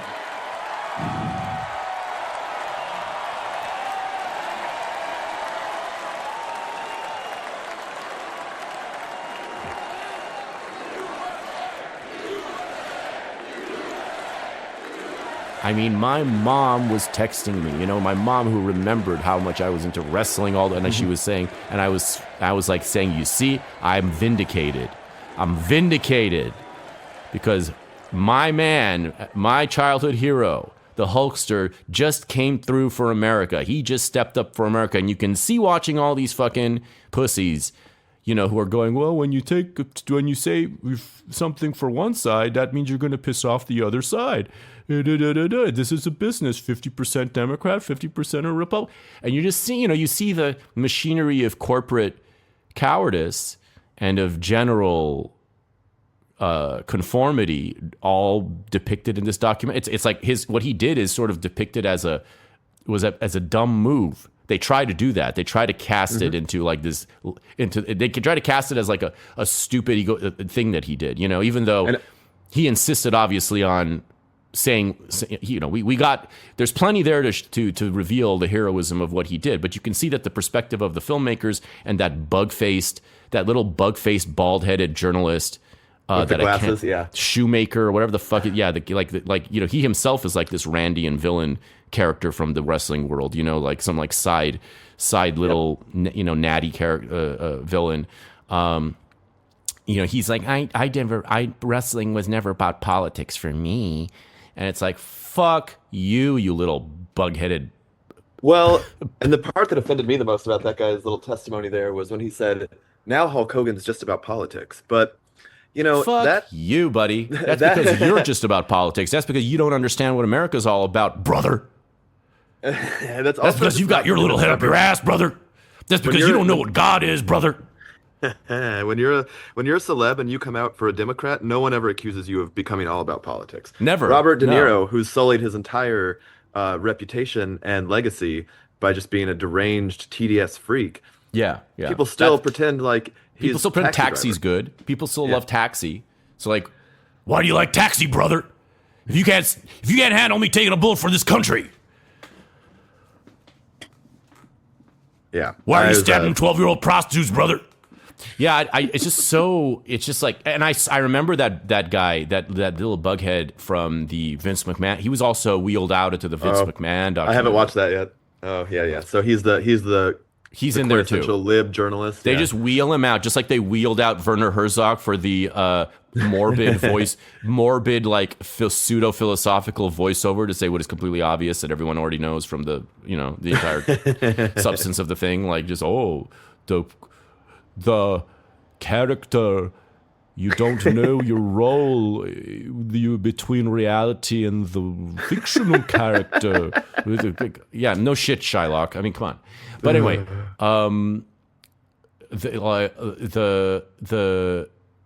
yeah, the way it all comes in, the way it all, God, that's just one of the most wonderful things that I've ever witnessed, and it etches Hulk Hogan into the history books, of not only of it takes him out of the entertainment section, and it puts him right on the front page. And it was such a good speech, and it was such a good performance. The performance was perfection. Like he gave you a vintage, perfect Hulk Hogan. What did they call those things? What do they call those hype vids? What are that called when they do those? They're like promos? Yeah, the promos. Is that a promo? Yeah, like your typical wrestler promo. When he did that for Trump 2-3 days after he got shot, and he's sitting there with his ear thing and with the ear patch. He's sitting watching it, and he's got the entire. Obviously, the place is like. I don't think there's ever been a better. I can't imagine that there's been a better speech given at a better performance given at a political convention. I mean, I can't. It's hard to imagine, and it was so perfect, and he looked so good, and he was just on the money. I mean, he was. Yeah. He didn't miss a beat. He did this like he has been doing this all his life, which he has. And boy, he just nailed it. And the way he bust the fucking shirt, tore the shirt off, and the red Trump Vance thing underneath, in Hulk Hogan red. Oh, and that probably sealed the deal right there. That probably sealed the deal. That was just. How can you say no to that? How can you say no to that as the spirit of your country versus what the other people present as the spirit of your country, which is a cackling witch? Yeah, I'm just like,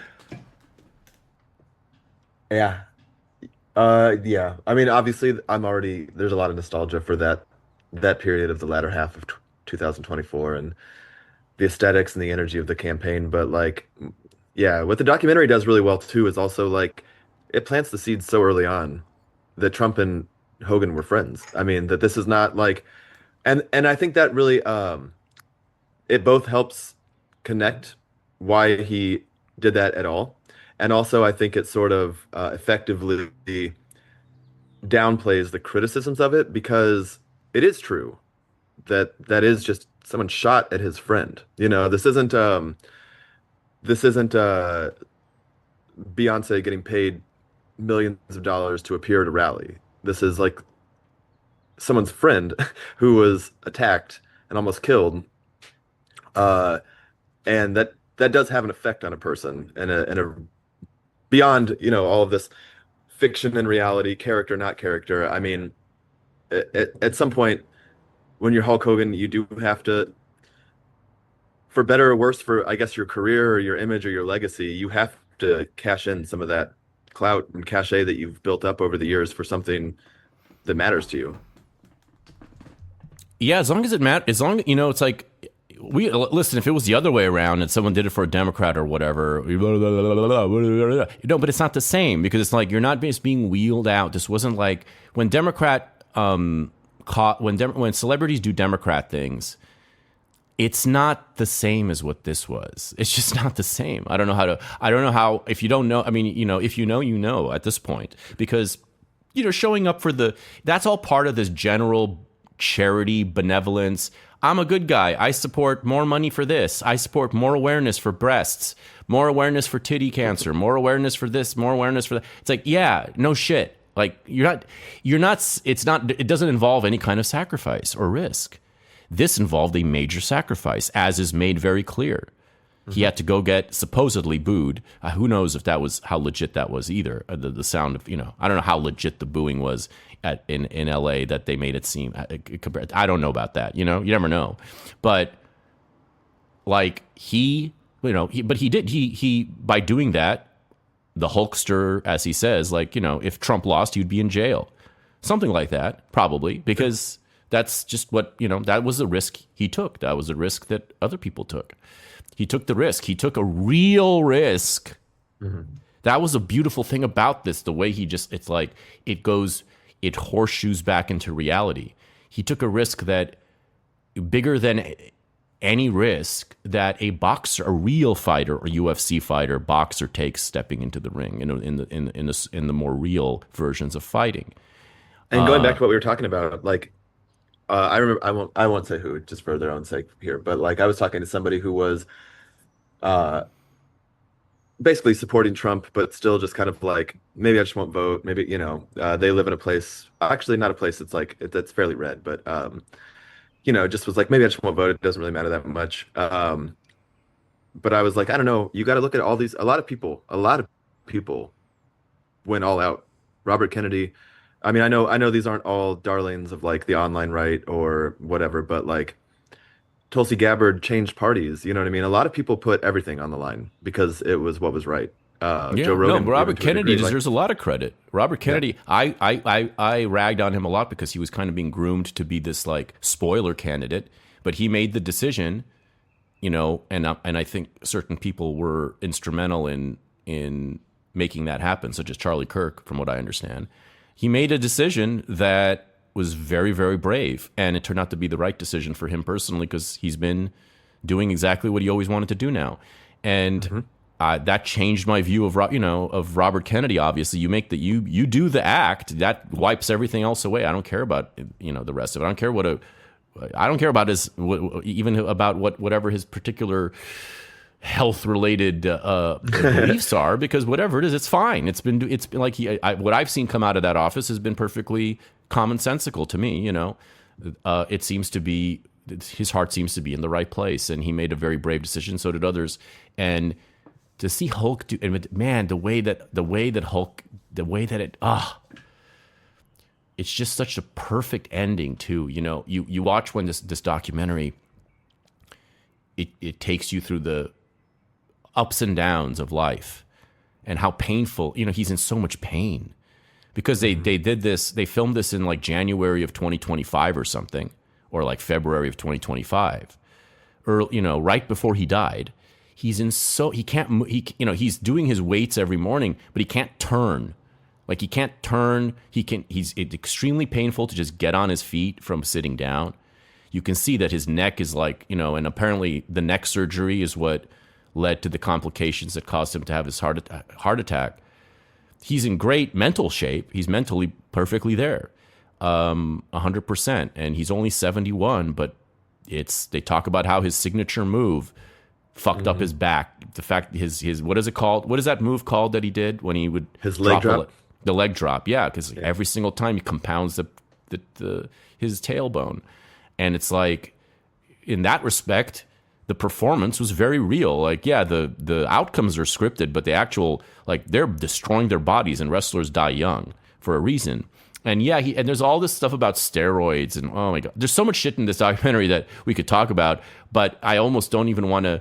It's so obvious. Like, you see all the grief he took for taking steroids. Like, no shit, he was on steroids. Now every autofiction novelist in New York is on steroids. And we were like, it was a scandal that these like monster gladiator wrestlers were on steroids. Like, well, it's and so to your point, silly. Yeah, and to your point, it's like they even say in the documentary, like, these weren't even illegal when he started taking them. So it's like they changed the rules to create a villain. You know what I mean? It's like that initial dip in whatever it was, goodwill, popularity, and the 90s that came with the steroid stuff only happened because people changed the rules after the fact anyway. It's like a bait and switch. It's like they needed to create a villain. Again, very Randian. Yeah. He got too big, literally and metaphorically. Exactly. They needed to tear him down. That's just what happens. It's inevitable. And it happens and especially happens to anyone who is a national hero. That's the part that people need to keep in mind in this season, of July the 4th, 2026. It's that it especially happens if you're a national hero. It's happened to almost every national hero. And it was, Trump leaned into that. Trump was effectively a national hero before he ran for president. He was the most popular character on TV. He had the most popular show on TV. Everyone loved him. He was in all the rap, all the celebrities, he was in everything. All the rap songs featured him. He was an American icon. He was always a good guy when he showed up in wrestling. And he was a good guy in wrestling, which goes to show you, the fact that that was how they cast him. He was a good guy in everything. I mean, yeah, he had his detractors because of his gaudy persona and whatever. But even on TV, like, I had assumed he was a bad guy in The Apprentice because he's the one saying you're fired. He's the one saying you're fired to everybody. So I had assumed that he had been like, there was a somewhat but as of season 3, I'm watching it and I'm like, he still comes off as a good guy so often, so frequently, despite the way he brusquely says you're fired and drops the hammer time and again. There are other times when someone's crying and he says, "Come here," and he gives them some like very like deeply felt encouragement, about how he's going to be successful. He's doing that all the time. I mean, he's just probably being himself as a leader, but like. The fact that he was able to, he himself decided to chuck it all, that kind of just safely, the reputation as an American icon, to chuck it all so that he could throw himself into the ring for real for the sake of the future of his country at the age of 70, when this whole thing started. That's just crazy. That's just like it's so inspiring, and it's like. Man, I'm glad we don't live in a world where nobody is doing that, because imagine if he didn't do that. Imagine where we are if Trump doesn't do that.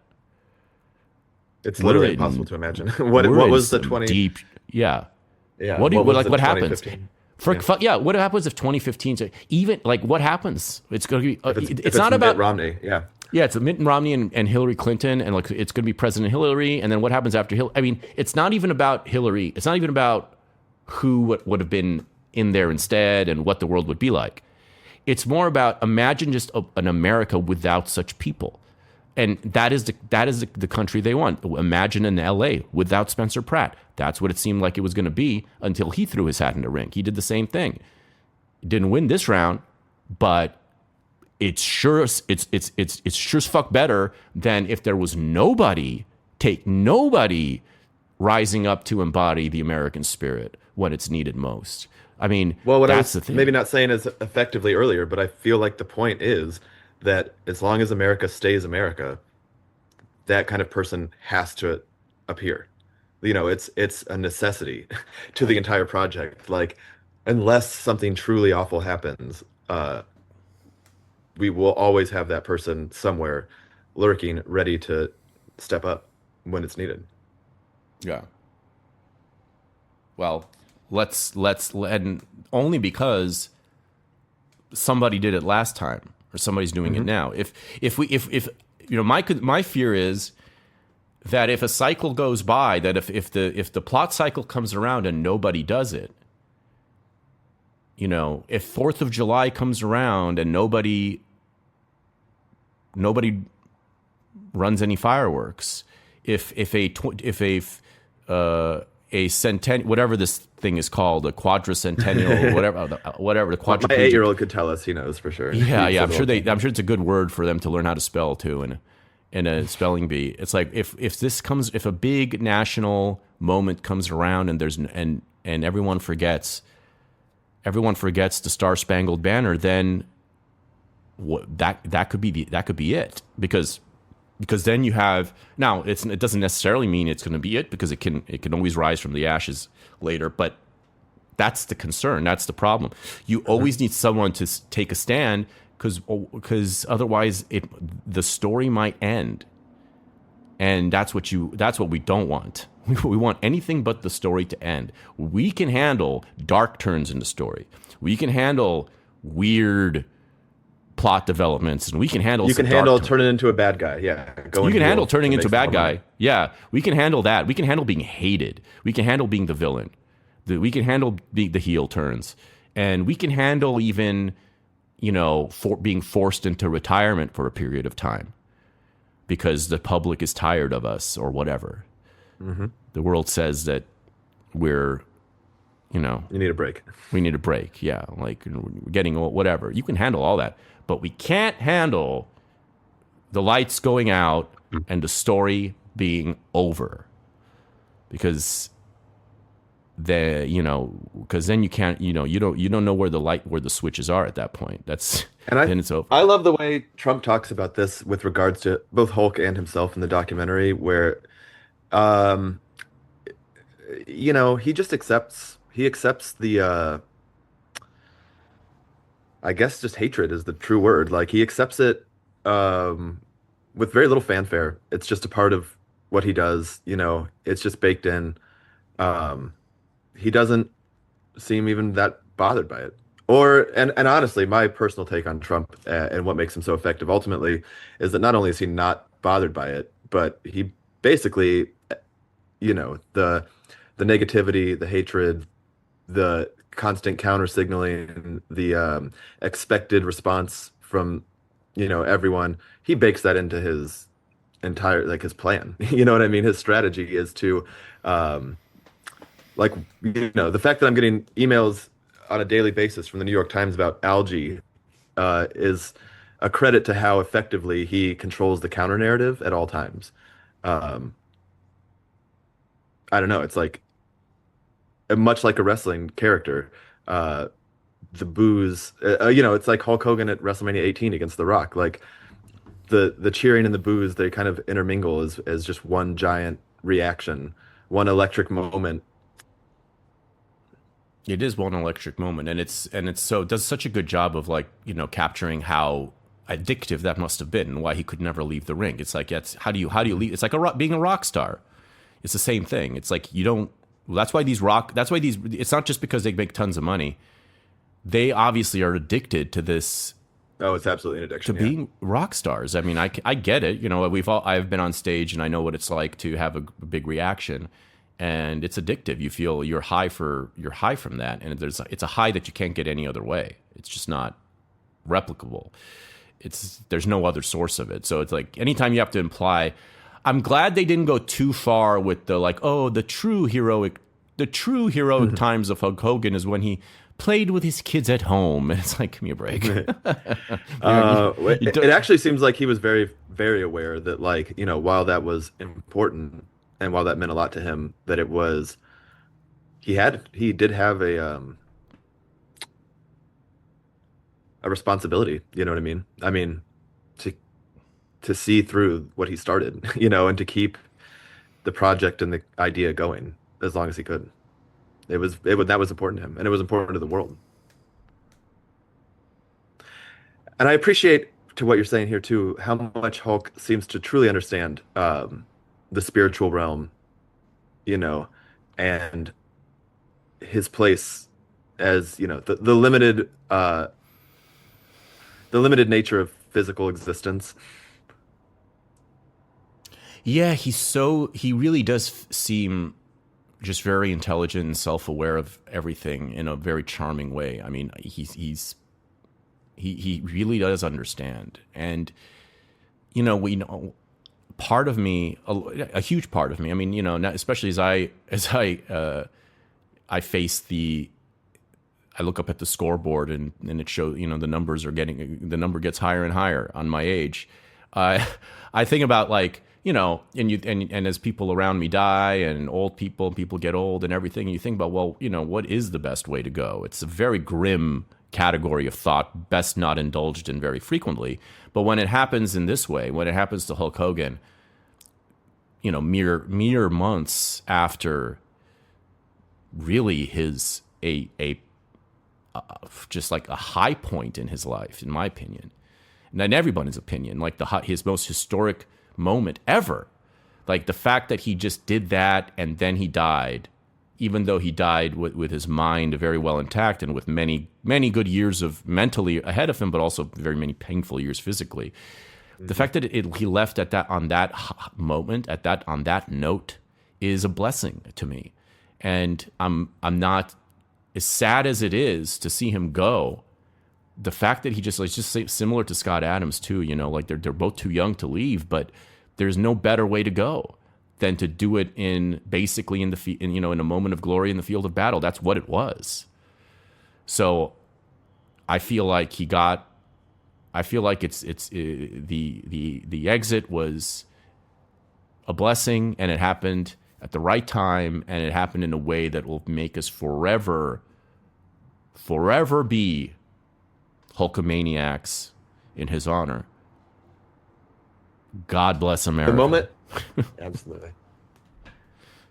Yeah. Any other thing you wanted to thing you wanted to cover from this? Nothing specifically. The moment you said the moment of there's what? there's all the moments in that later episode, that last episode when he's doing the meet and greets.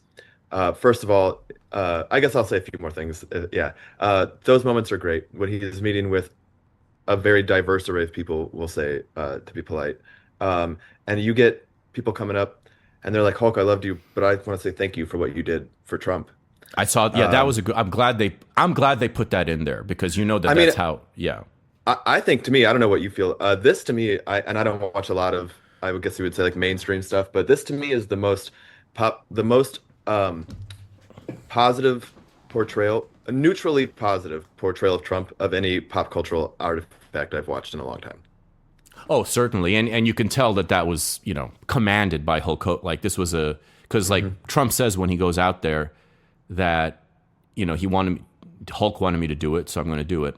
He says, like, I'm just in a big meeting with Russia right now, but Hulk wanted me to do this, so I'm going to do it. So obviously Hulk had, I'm sure, some level of, Hulk must have had narrative control over this to some degree, and it was exercised well. And I don't, even though they wheel out the people they wheel out, it turns out to be, like, to see Trump portrayed like this on Netflix. Trump's being his charming self. He's kind of being soft spoken, and he refuses to do the full finger wave, so he doesn't look ridiculous when they ask him to. They do that in documentaries. They always ask him to, like, do something silly to because it's gold when it happens, and it's nice to see that. I can't think of a more patriotic modern product to watch. It's gonna make you cry, but in a good way. And I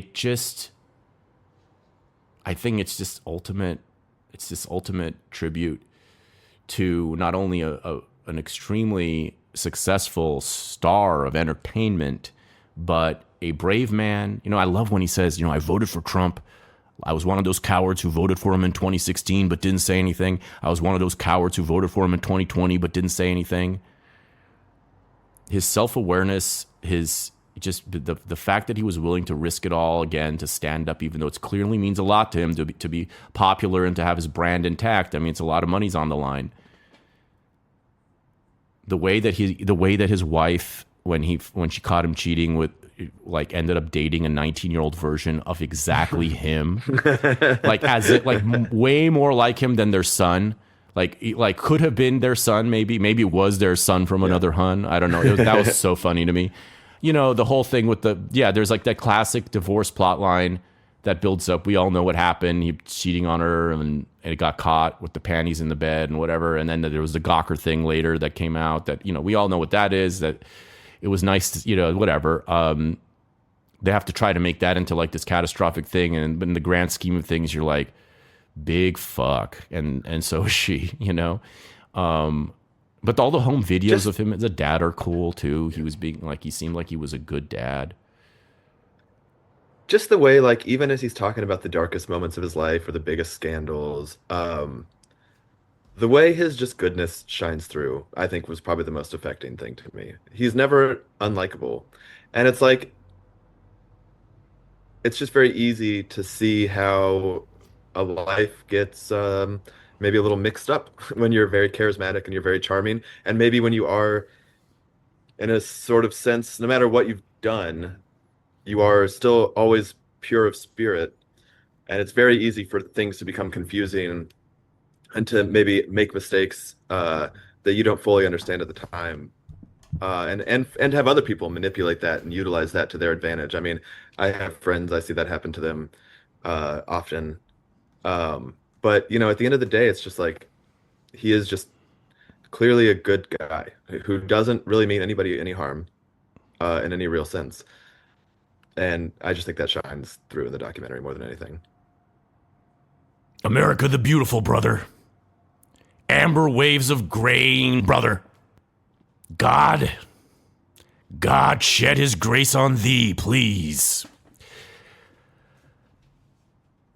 He was also a God-fearing man, as it came to be, as he seemed to come to him late in life, despite his ample use of biblical verbiage as the Hulkster, as the patriotic Hulkster.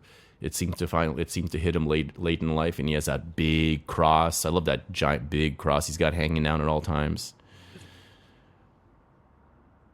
Beautiful man with a giant penis. and a peerless dose of patriotism and charisma. The great Hulk Hogan. The great boundary crosser, like the great wall breaker, the great body slammer, the great leg dropper, clothesliner. We are all Hulkamericans now. Any last words? Just always make sure to say your prayers and eat your vitamins. Thank you for telling me to watch this, because I really did. It is the perfect thing to watch right now. Yeah, it feels good. Everything feels so good right now. Honestly, I mean, not everything feels so good. Maybe that's a little bit of an exaggeration, but the general trajectory feels very positive. Yeah, I hope so. I do feel optimism. I mean, maybe if there's anything substantive to say at the end, it's just optimism. That's what the documentary's about. That's what Hulk stood for, and that's what I think needs to be maintained.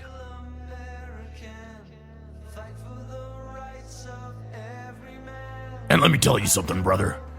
If it comes down to identifying the singular, unique achievement of the Hulkster, brother, let's remember those words that Stone Cold Steve Austin said, brother. That wrestling makes you feel, brother. And feeling is good, brother. Feeling gives meaning to our existence, brother. So what did the Hulkster do, brother, by being the Hulkster?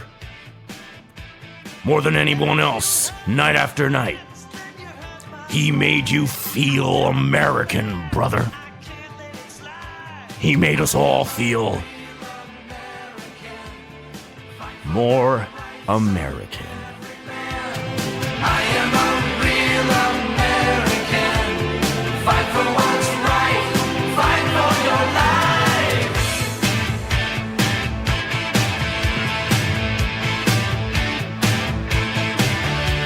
I feel strong about right and wrong. This episode of Filthy Armenian Adventures, guest starring Michael Garrity, was recorded over the air between Los Angeles and Chicago, and is made possible by all the filthy maniacs and royal rumblers of the night who subscribe to the show on Patreon to join their World Championship Society and get access to twice as many episodes, including the wildest and most rule-breaking bouts of radio madness in the business. Subscribe to the show at patreon.com/filthyarmenian. Patreon.com/filthyarmenian in honor of the fine independent legacy of pay-per-view. And it's all about independence, isn't it, right now? Yes, it's all about independence. Hope you're having a fine and free summer. To be continued.